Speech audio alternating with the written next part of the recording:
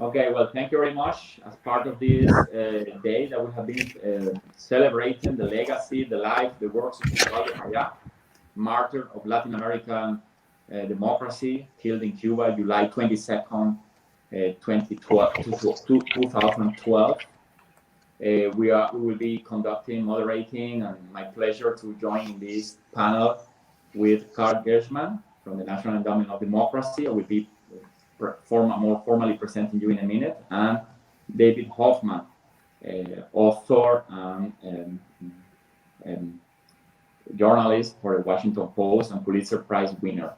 We were expecting some other honorable guests to join, but for some reason, maybe technological reasons, they are not yet in this call. So given the fact that it's already 8 p.m. in Miami, Havana, we are going to start this panel. So we will be talking about the importance, the legacy of the works of Oswaldo Payá through the point of view of persons that have been supporting democracy worldwide, not only, but very closely connected with Cuba, but also worldwide. That's why we have the pleasure to enjoy here, and it will be the first person to have the floor and speak, Carl Gershman, President of the National Endowment for Democracy, which is, for all of the audience in the world that they might not know, outside of the United States of America, a private, congressionally supported grant-making institution with the mission to strengthen democratic institutions around the world through non-governmental efforts. Carl Gershman was also senior consul to United States representative to the United Nations, in which capacity he served as the U.S. representative at the UN Third Committee that deals with human rights issues, and also as alternative representative of the U.S. to the UN Security Council. While at the U.S. mission to the UN, Carl Gershman also served as lead consultant to the National Bipartisan Commission on Central America. He's an author, has many articles that can be consulted online, and has received a number of awards and prizes and decorations, the Order of the Knight's Cross in the government of Poland, the Distinguished Person for Advancing Democracy in China, the Chinese Education Democracy Foundation, Romania's National Order of Faithful Service, the Order of Diplomatic Service Merit of the Republic of Korea, the Diplomatic Star of the Government of Lithuania, the Leadership in International Relations Award of the Congressional Hispanic Leadership Institute, the Free Award of the Atlantic Council, received on behalf of the National Endowment for Democracy, and most recently, the Order of Brilliant Star with rank order from the President of Taiwan. Thank you very much, Carl Gershman. First of all, a friend of Oswaldo Payá, a friend of Cuban freedom fighters, and you're very welcome to join us and share with us some insights about the legacy of Oswaldo Payá. Thank you, Orlando. Can you hear me? Yes. Okay, great. I'm really pleased to be here this evening on this very important occasion, and I'm pleased that David Hoffman is a part of this panel, since it was David who conducted the interview published in the Washington Post in March 2013, in which Angel Caramero said publicly for the first time that the car that he was driving in eastern Cuba on July 22nd, 2012, was rammed from behind by a red Lada with Cuban government license plates, leading to the deaths of Oswaldo Paya and his young associate Harold Cepero, who were riding in the rear seat. And I know that David is now working on a biography of Paya, and I'm sure that this is going to make clear to the whole world the importance of this great man and why he was so feared by the Cuban dictatorship. I know we're also supposed to have on the panel tonight my good friend Martin Palous, who was very close to Václav Havel, and who was to Havel what Harold Cepero was to Paya, which is a young acolyte in the struggle for freedom. Paya, in my view, was the Havel of Cuba, meaning that he was Cuba's most widely known and internationally respected democratic dissident, and he was the embodiment of the Cuban people's hope for a peaceful path to freedom. Havel had nominated Paya for the Nobel Peace Prize because he believed that the honor would give Paya the global recognition that he deserved and that it would aid the Cuban struggle for freedom. And for the same reason, he also nominated Liu Xiaobo of China for the Nobel Prize. And like Havel, both Paya and Liu Xiaobo were intellectually gifted leaders of nonviolent movements of resistance to communist totalitarianism, and both of them, Paya and Liu Xiaobo, were killed by their respective regimes. Paya's affinity with Havel, and through Havel with Liu Xiaobo as well, explains why, in my view, why Paya's legacy is so enduring. He was not just a dissident and an opposition leader, but he was a moral voice that had global resonance. He was able to represent an alternative identity for the Cuban people after 2 generations of Castroism and Castroism's assault on truth and human decency, because he had an indestructible moral core that the Cuban regime couldn't touch or frighten or intimidate. The battle for freedom is a very, very hard battle, not least because its enemies are skillful at trying to hide their crimes behind a facade of propaganda. Havel famously once said that the power of the powerless in resisting totalitarianism is to live within the truth, which he said was a threat to a political system that was based on lies. And Paya understood this very well. Like Havel, he was a person who also lived in truth and who understood the need to challenge the Cuban regime's Orwellian inversion of that truth. He made this clear in a memorable video message that he sent to us when we held a memorial meeting for Havel in January of 2012. Havel had died the previous month. At that time, Raul Castro had just announced some cosmetic reforms to stimulate the crippled Cuban economy and to make it appear to the outside world that Cuba was changing for the better. And in his video at the Havel Memorial, Paya called this maneuver by the Cuban regime a fraudulent change under which, and this is a quote, those who have all the power may keep it and once more marginalize the people of Cuba. This was several years before the normalization of diplomatic relations between Cuba and the United States during the Obama administration.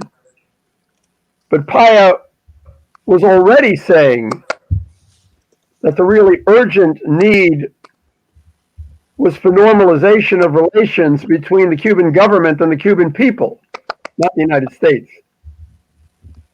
That was the essence of Paya's Varela Project, that called for giving the Cuban people an opportunity to vote in favor of freedom of association and expression, freedom of the press, free elections, the right to operate private enterprises, and an amnesty for political prisoners. In other words, democracy.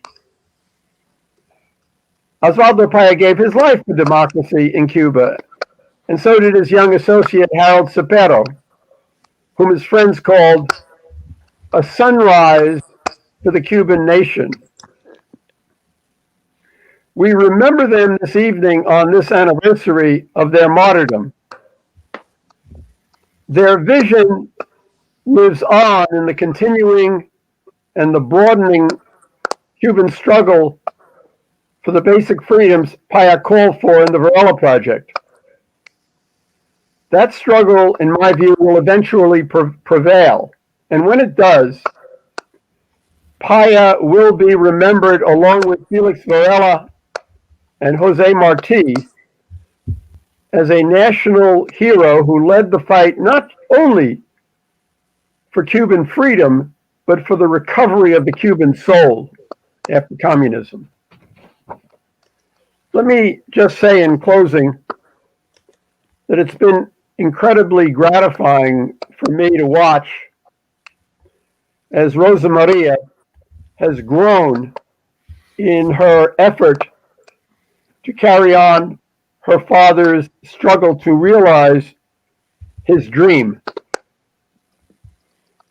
If my admiration of what she has done in the past 8 years is any measure, I can only imagine how very proud her father would be that she herself has now become a leader in the fight for freedom. Thank you. Thank you very much, Carl. We will be adding some comments, some questions, some of them coming from hopefully from the audience that we are having. I would like to invite David Hoffman with a very little introduction. It's my pleasure to do right now. David E. Hoffman is the contributing editor to the Washington Post. He joined the newspaper in 1982 and covered the presidencies of Ronald Reagan and George H.W. Bush. He was later diplomatic correspondent and the newspaper bureau chief in Jerusalem and in Moscow, then foreign editor and assistant managing editor for Foreign News. David E. Hoffman has also been correspondent for Frontline, the flagship PBS investigative television series. He is, of course, an author. The title of his book, The Oligarchs, Wealth and Power in the New Russia, 2002, The Dead Hand, The Untold Story of the Cold War, Arms Race and Its Dangerous Legacy, 2009, which won the 2010 Pulitzer Prize for General Nonfiction, and the most recent book, The $1 Billion Spy, a true story of the Cold War espionage and betrayal, 2015. David, also a friend of Cuban freedom fighters, the long tradition of the struggle for having normal democracy and be part of the community of democratic nations in Western Hemisphere, and he's very well knows a lot about the long struggle of the Cuban people. And especially today, we are inviting him to share about the legacy of Oswaldo Payá and as Carl Gershman mentioned, his own endeavor to investigate, research, and eventually publish a biography of Oswaldo Payá. David Hoffman, thank you very much for joining today in this day. Orlando and Carl both, thank you very much. Working on a book about Oswaldo Payá, researching it for a couple of years now. As you said, I hope it will be published sooner than eventually. But I have been thinking a lot about where did his ideas come from. Oswaldo was a normal person in many ways. And I think it was really important to ask where his ideas came from and how they developed. And I want to share a discovery I made about that in my research. But first, to tell you a little story. On Sundays at his church in Cerro, Oswaldo sometimes greeted people at the door. And on one day, black man, a believer in Santeria, dressed in white, came and entered the church. Friend, Oswaldo said, how can I help you? Do you need me to explain anything about our church? Do not insist, young man, said the man. He said, my relationship is directly with God, and I know how to handle it. It is a personal encounter between him and me. I don't need any intermediaries. Thank you. Well, Oswaldo himself liked to tell this story. And he said he never imagined how the faith of people could be so simple and yet so mature.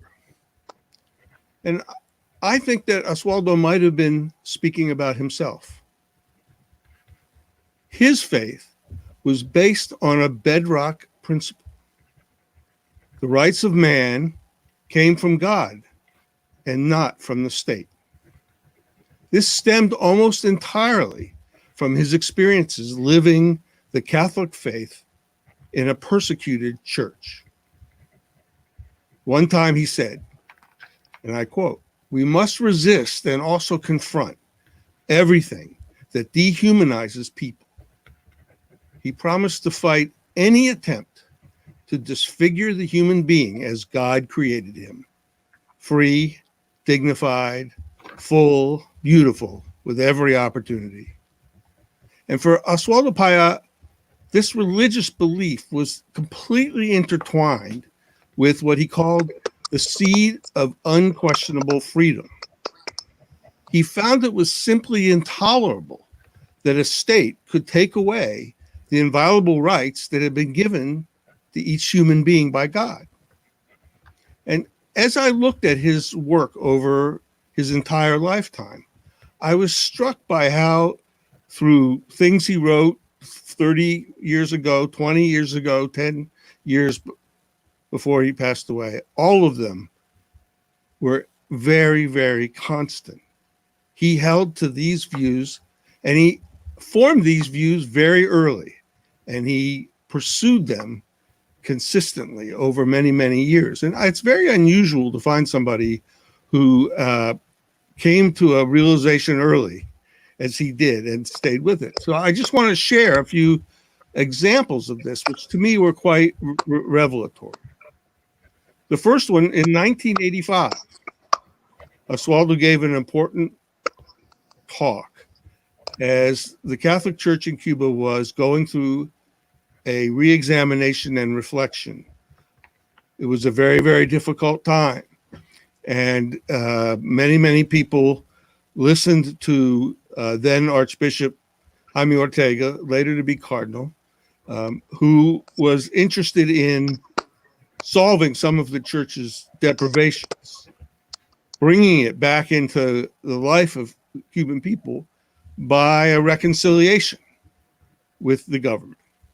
And Oswaldo was very, very unhappy about this. He said that Catholics should no longer be marginalized and de-Christianized in their own land and squeezed to the edges and periphery of society.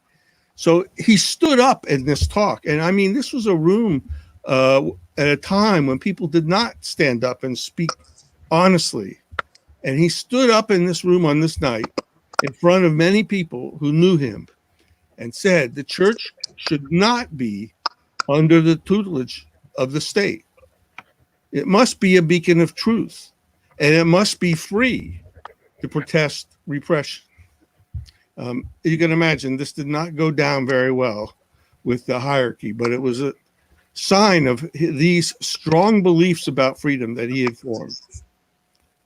1988, a few years later, he sat down and wrote the founding charter of what became the Christian Liberation Movement.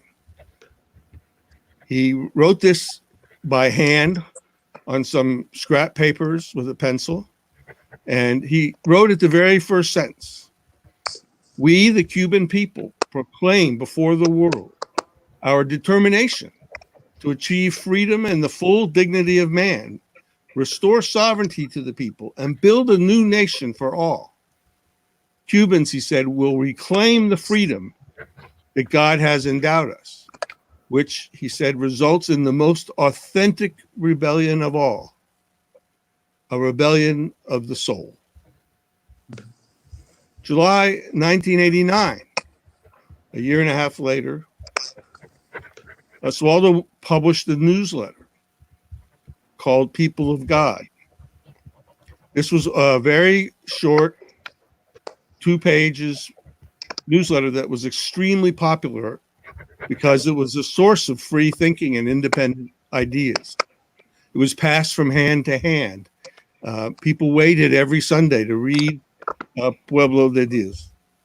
And in this particular one, he said he was publishing it to remind all that nobody has the right to take away the freedom that God gave to us so lovingly. In a nutshell, he said, he was publishing the newsletter to give voice to those who don't have a voice. And in September of that year, in the next issue, maybe it was 2 or 3 issues, he wrote on again, this is a small, sort of smudgy mimeograph newsletter that was extremely popular. People anticipated on Sunday morning. He wrote, "We can't just be the spectators of our own history. We must be the protagonists. Sovereignty, the people's right to decide their own destiny, can exist only in pluralism and democracy. We Cubans are a modest people," he wrote, "but we don't know how to live without liberty." A couple years later, 1992, Oswaldo tried to write something more complex. He wrote a 46-page document called the Programa Transitorio, the transition program for Cuba, extremely detailed, somewhat legalistic. It's quite amazing, actually, how detailed this document is. But again, he wrote, freedom of expression and association, including the establishment of political parties, unions, and student organizations, will be guaranteed by law. 1995, a few years later, Oswaldo was brought in to draft the program of the Concilio Cubano, which was an umbrella group for a whole bunch of different dissident organizations and opposition groups. In the end, more than 140 signed the declaration. He was the chief drafter. The Cuban people, he said, the protagonists of its history, have arrived at that moment which only urgent and profound transformations will prepare them to face with maturity the challenges and risks imposed by a civilized coexistence. And they want these changes to be peaceful in order to initiate a new stage of their history in freedom, national independence, democracy, solidarity, and social justice. And in 1998, the Varela Project, which I'm sure everybody has heard a lot about today, but is sort of the capstone of these documents, with its 5 points, including the right of freedom of association, press, expression, amnesty for political prisoners, the right to set up private companies, establishment of a new electoral code, and new elections. And a few weeks after the Varela Project was launched, Oswaldo told a friend that the way things were in Cuba was like keeping our hands tied while the ship sinks. And we Cubans have to free our hands to break the rope. So I just would close by saying all of the things that he's written here that I've recited actually are very similar. He came to these ideas early and held them strongly. And his rebellion was a rebellion of the soul. Thank you very much, David. fortunately, Martin Palous has been able to join us. Welcome to this conference, this panel on the legacy of Oswaldo Paya. So I was introducing formally all of the panelists, and I'm very happy, my honor, also to introduce Martin Palous. Martin Palous was the permanent representative to the United Nations for the Czech Republic. He was the Czech Republic ambassador to the United States prior to taking office at the United Nations, and his other diplomatic and political appointments include the Czech Republic Deputy Minister of Foreign Affairs and Deputy Minister of Foreign Affairs at the Ministry of Foreign Affairs. He was also a founding member of the Civic Forum. He was elected to the Federal Assembly in 1990 and then a member of its Foreign Affairs Committee. Being one of the first signers of Charter 77, he served as spokesman for this human rights group. Martin Palous has also had an active academic career, holding a number of teaching positions around the world. He lectured at Northwestern University in the United States from 1993 to 1994, and today he's lecturing international relations at Florida International University. Welcome very much, Martin Palous. We will be sharing some question and answers from the audience and from myself, but I invite you to have your formal presentation about your personal understanding of the legacy of Oswaldo Payá, any personal approach, or also intellectual approach of his work and thinking for the possibility of a democratic Cuba. Thank you very much. Hello, can you hear me? Good evening. Certainly, I have in my memories my meeting and my communications with Oswaldo Paya because the context or the point of departure of his fight for human rights was very similar to our own experience, first in Charter 77, and then when we tried to be active on the field of international discussion on human rights. Certainly, what is very important is also his personal relations with Václav Havel. I remember when I organized the Václav Havel's last presidential trip to the United States, which was in the fall of 2002. Part of that of our trip, besides to going to New York and Washington to go to Miami, we had the opportunity to discuss there the human rights situation in the world and in Cuba with a bunch of people. And part of this communication was a phone call between Václav and Oswaldo. So I think it was very personal. It was very similar. And I think that we Czechs, because we experience our version of totalitarianism, can very well understand the people's wish and fight like the one that was started with Oswaldo Paya, with totalitarianism and the struggle for human rights. So I think that there is a strong link here. We have been trying to use the agenda of human rights and Cuban situation in our external communications, both in the European Union and in international organs, and we'll be doing that all the way through. By the way, today I had an opportunity to visit my colleagues at the Foreign Ministry of the Czech Republic, and I can send you right away. Even not myself, who is an old-timer and dissident, but those who are in charge of Czech foreign policy are on the side of the Oswaldo Payá's tradition.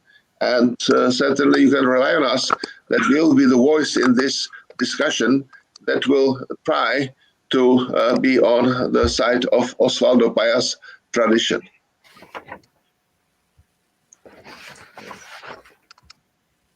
Yes, I would like to mention a couple of, personally, I didn't living in Cuba and even being part of this Cuban civil society and kind of independent journalist movement more than in political position. I never had the chance to meet him in person, except a very sad night where another leader of the Cuban dissident movement, Varela Project, had died in a hospital, and then at the funeral home we just met briefly. And nowadays there are a number of evidences about that Varela Project might have been also part of the Martyrs for democracy. But many friends met him, and as a student at Havana University, a person that probably was part of the culture of fear and simulation, I'm talking of myself, the name of Paya came showing up in a number of even discussions that we were having there at the university, but of course we were never having an official way. It was a permanent reference, and little by little, finally, and using the radio Martyr, this kind of, it was possible to synchronize and listen in Havana. We were able to listen live the speech of Oswaldo Paya in the European Parliament when he was awarded the Andrei Sakharov Prize for Freedom of Thought. And that moment was for a number of friends that we were not part of the opposition or anything like that at that time, was like a transforming. We were impressed. Maybe we didn't have a political culture or understanding at that time. We were blind inside the cage, as he mentioned, the fishing bowl. He uses the image of pecera, the fish, like the fish bowl, and in Cuba. But we felt that we were listening to a free man, to an independent consciousness, to a person that has a vision of future, and we couldn't completely understand why that person was not living somewhere else, was living in a very humble house next to the Manila Park in El Cerro, and what it was about in a couple of months, there was going to happen the Black Spring, the crackdown on civil society, and dozens of journalists and activists of the Varela Project were incarcerated. So it was, for us, was shocking and transforming. And I think it started there a process of liberation. I started to publish independent media and eventually becoming kind of a critical voice.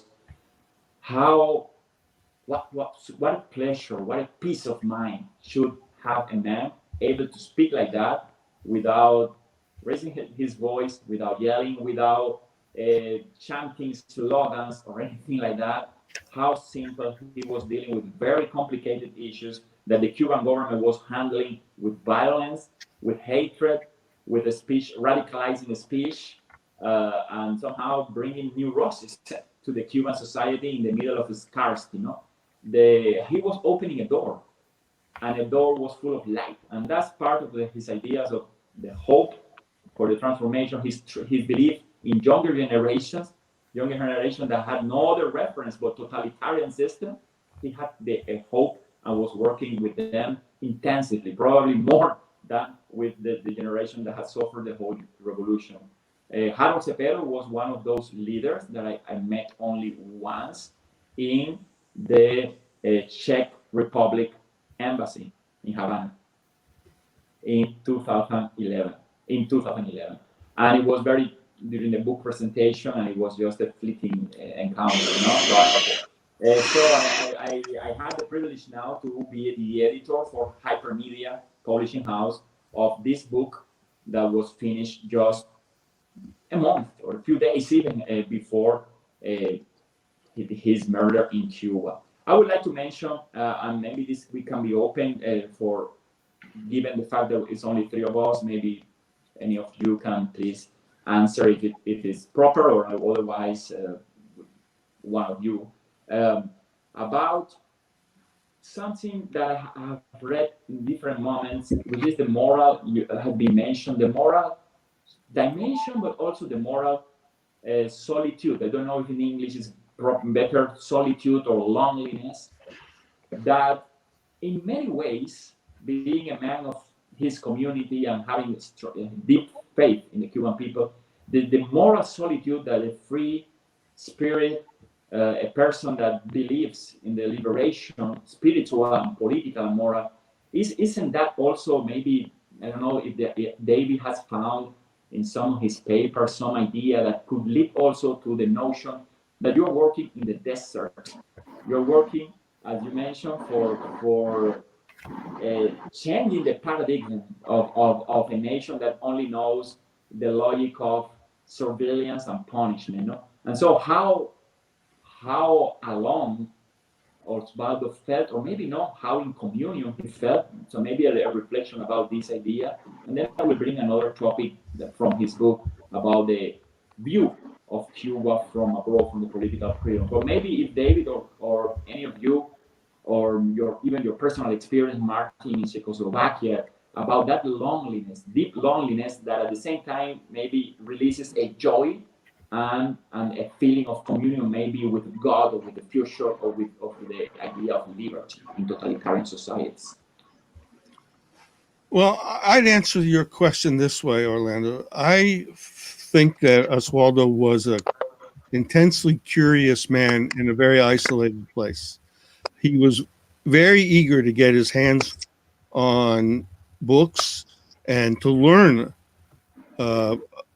And I found that he was very moved and intensely read this particular volume of Felix Varela, the Cartas. And he pored over this book. And it was on his bookshelf. Why? Because Varela describes in these letters to his students Varela at the time was in New York. He was a revered teacher.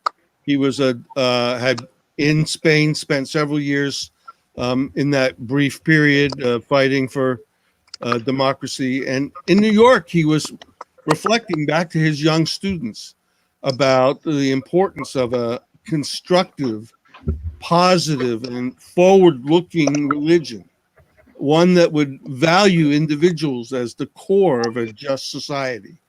And this really resonated with Oswaldo. And I think, again, for someone who had very limited access to information, who was hungry to learn, this had a really big impact on the way he saw himself. Martin, any comments? Or if I can add something, obviously, I think everyone, and Oswaldo is a very good case, when he or she starts fighting, if I can say so, for human rights, you always have to start with yourself. So you are always alone with your own thoughts. You are a lonely fighter. But then you discover there are other people around you, and that the public space created by your event, by your efforts, is not populated by no one, but there are few people. They are around you. So then you need to have this type of message, this type of project, this type of communication with people who might be seeing the situation from their own angles, but are ready to join you, because totalitarian system is crashing or destroying people's identity. You want to speak up, you want to participate in a debate. And certainly this debate has both a domestic dimension. You have your own Cuban fellow citizens, as we had our Czech, Czechoslovak fellow citizens when Charter 77 started. But it's very important that you also have capability to put yourself, to put your message into international context. That there are some people out there who are ready to express their solidarity with your fight. And you have to send proper messages to these people. And I think that Oswaldo was very good in that. I was looking at a couple of documents today, just getting ready for this communication, seeing Oswaldo Paya visiting Prague Castle, where Václav Havel was still a president of the Republic.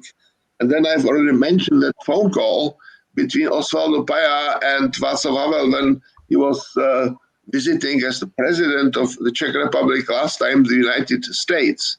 So what I'm saying is that if we want to honor legacy of people like Oswaldo Paya, it means to do two things.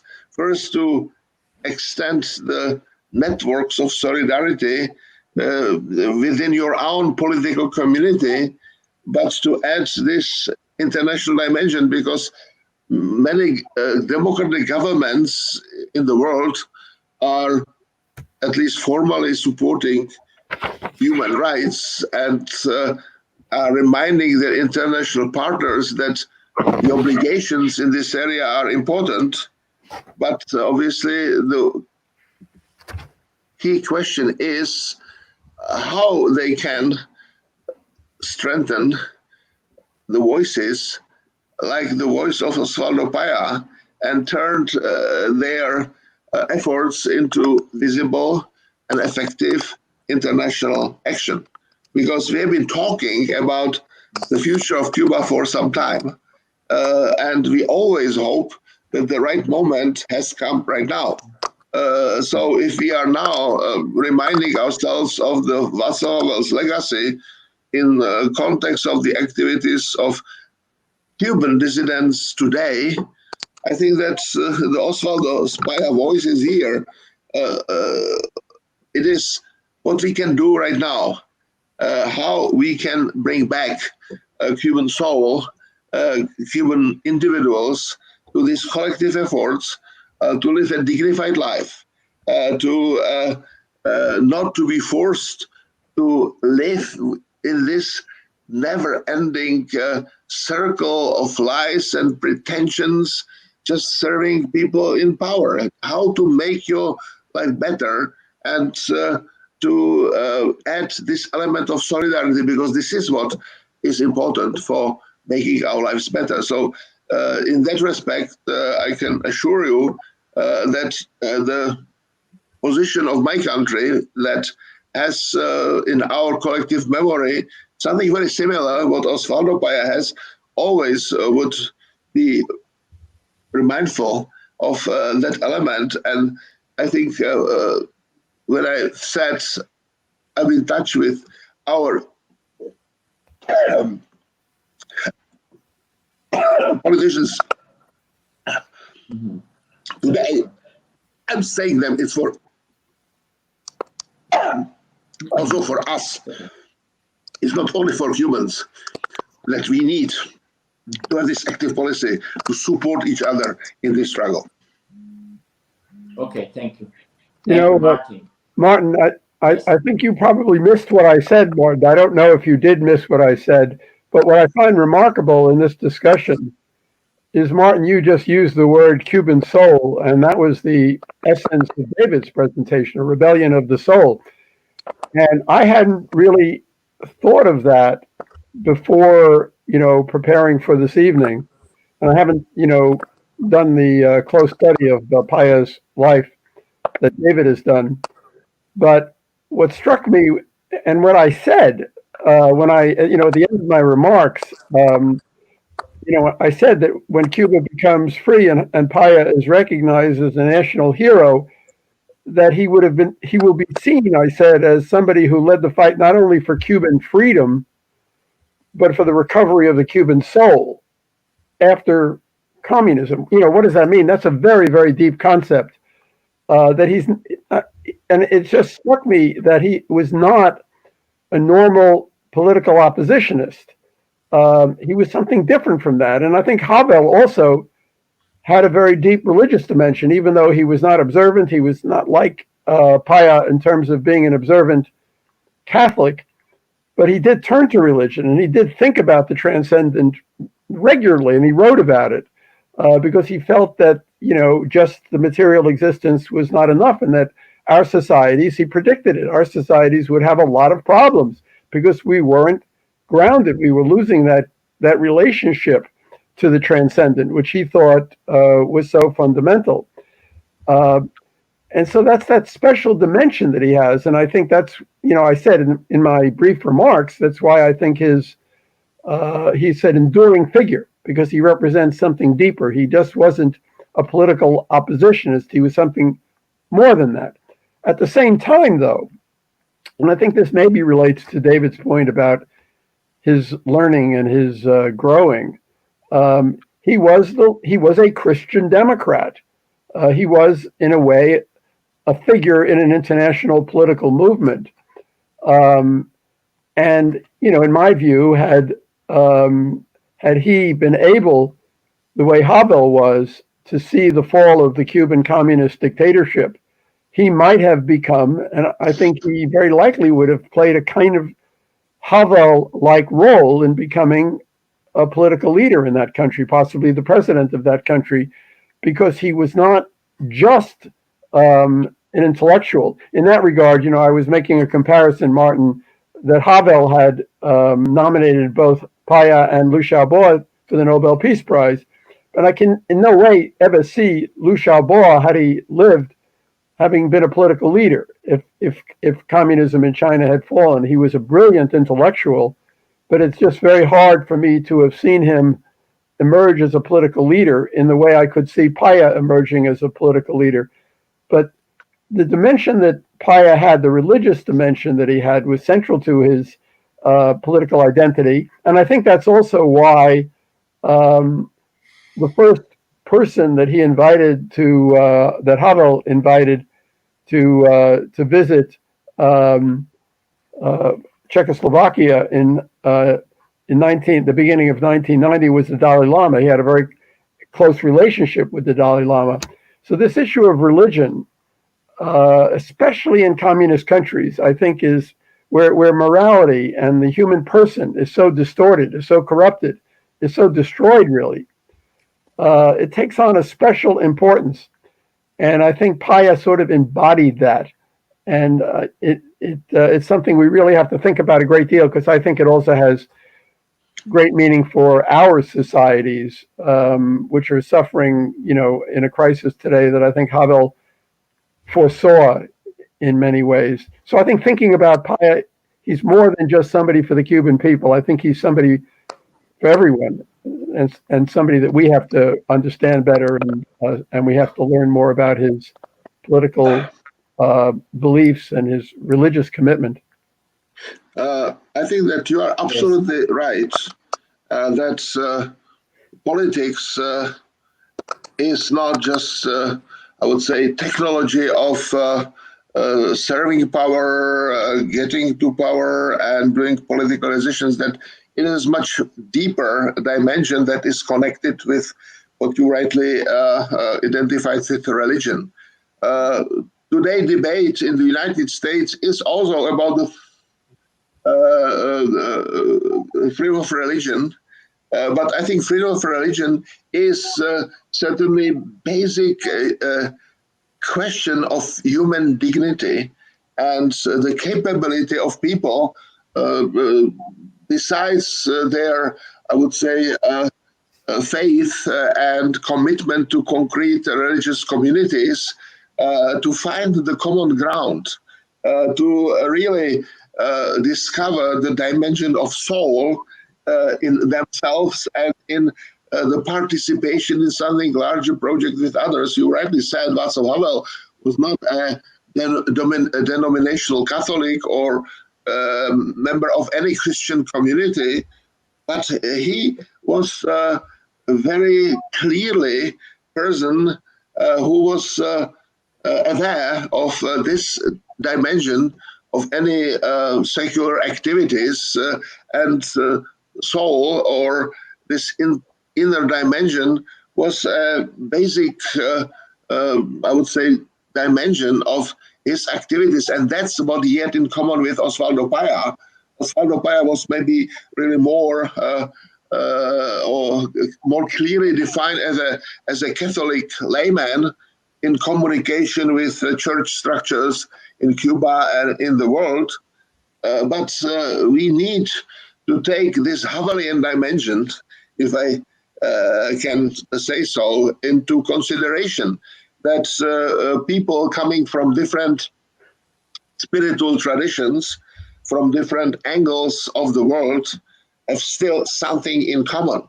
And this is the basic dimension of human dignity, something what totalitarian regimes are trying to crash and maybe replace sometimes with some other things, success in your secular activities, even maybe sometimes a little of prosperity.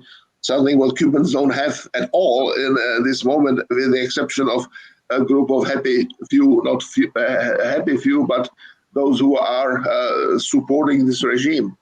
But the question is human dignity. The question is the capability of people to take care about their loved ones and express solidarity with other people around the world. So certainly Paya was a Cuban hero, but he was a great inspiration, a great partner for all people of goodwill around the world.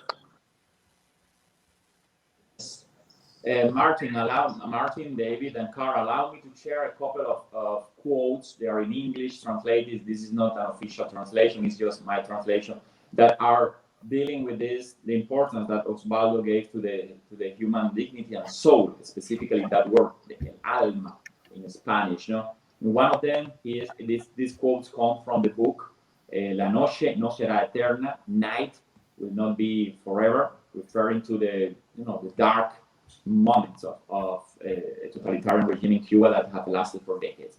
The couple of quotes go, the situation, says Oswaldo Paya, the situation of defenselessness, the culture of fear and simulation, the totalitarian power itself are not the last and final reality of the island.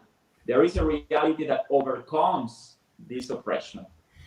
And even if this oppression seems overwhelming, unsurmountable, and that is that we are all children of God. The notion that we are not orphaned in this world as a brotherhood of men and women. And hence, the ever rebirthing seed of freedom, we have many talk about that, and life of every human being, religious or not. This is not about confession, but carries in their soul. And that is why the human